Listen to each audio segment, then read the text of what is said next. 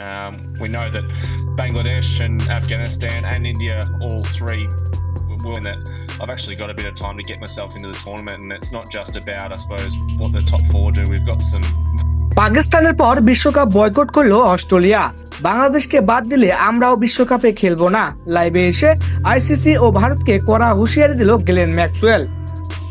দর্শক, ক্রিকেট বিশ্বে এ যেন এক অভাবনীয় বিদ্রোহ।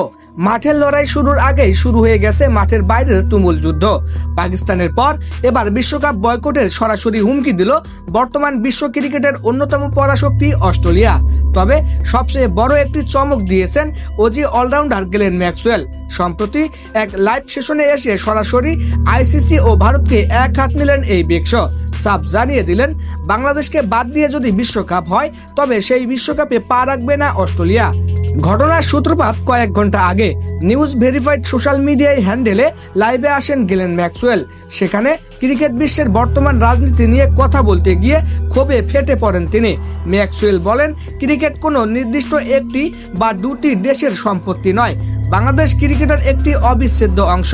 তাদের ভক্তদের আবেগ এবং ক্রিকেটে তাদের অবদান ছোট করে দেখার কোনো সুযোগ নেই।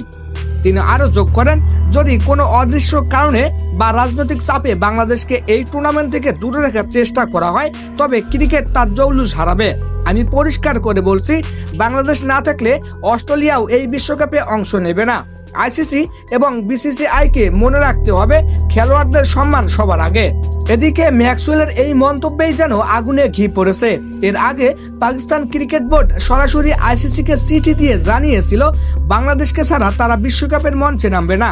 এতদিন বিষয়টি কেবল এশিয়ান ক্রিকেটের মধ্যেই সীমাবদ্ধ থাকলেও অস্ট্রেলিয়ার মতো পরাশক্তির এই সমর্থন পুরো সমীকরণ বদলে দিয়েছে।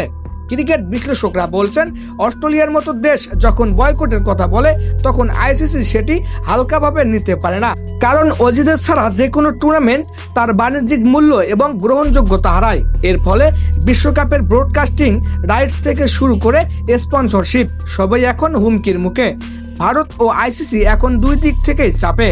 প্রশ্ন উঠেছে, বাংলাদেশকে নিয়ে কেন এই টালবাহানা? কেনই বা পাকিস্তান ও অস্ট্রেলিয়াকে এভাবে ঢাল হয়ে দাঁড়াতে হচ্ছে? অভ্যন্তরীণ নিরাপত্তা এবং ভেন্যু জটিলতার অজুহাতে বাংলাদেশকে সরিয়ে দেওয়ার যে গুঞ্জন শোনা যাচ্ছিল সেটিকেই মূল কারণ হিসেবে দেখছেন অনেকেই। কিন্তু গ্লেন ম্যাক্সওয়েলের মতো ক্রিকেটাররা যখন সরাসরি মাঠে নামেন তখন বোঝা যায় ড্রেসিং রুমের ভেতরেও বিষয়টি নিয়ে ব্যাপক আলোচনা হচ্ছে। বাংলাদেশি ক্রিকেট ভক্তদের জন্য এটি এক বিশাল নৈতিক জয়। বিশ্বের সেরা সেরা ক্রিকেটাররা আজ বাংলাদেশের পাশে দাঁড়িয়ে সত্যের সপক্ষে কথা বলছেন। ভারতের মাটিতে এই বিশ্বকাপ আয়োজন নিয়ে এখন বড় ধরনের অনিশ্চয়তা দেখা দিয়েছে। তো দর্শক, ক্রিকেট কি শেষ পর্যন্ত রাজনীতির জয়গান গাইবে, নাকি খেলোয়াড়দের এই ঐক্য বজায় থাকবে? গ্লেন ম্যাক্সওয়েলের এই হুঁশিয়ারি কি কেবল এই কথার কথা, নাকি সত্যি অস্ট্রেলিয়া বিশ্বকাপের ময়দান ছাড়বে? সময়ে দেবে তার উত্তর। তবে একটি বিষয় পরিষ্কার, বাংলাদেশকে অবহেলা করার দিন এখন শেষ। এই বিষয়ে আপনার মতামত কি? আপনি কি মনে করেন ম্যাক্সওয়েলের এই রুখে দাঁড়ানো সঠিক? আপনার কমেন্ট বক্সে অবশ্যই জানান। খেলার জগতের সবশেষ খবরের জন্য আমাদের সাথেই থাকুন। ধন্যবাদ।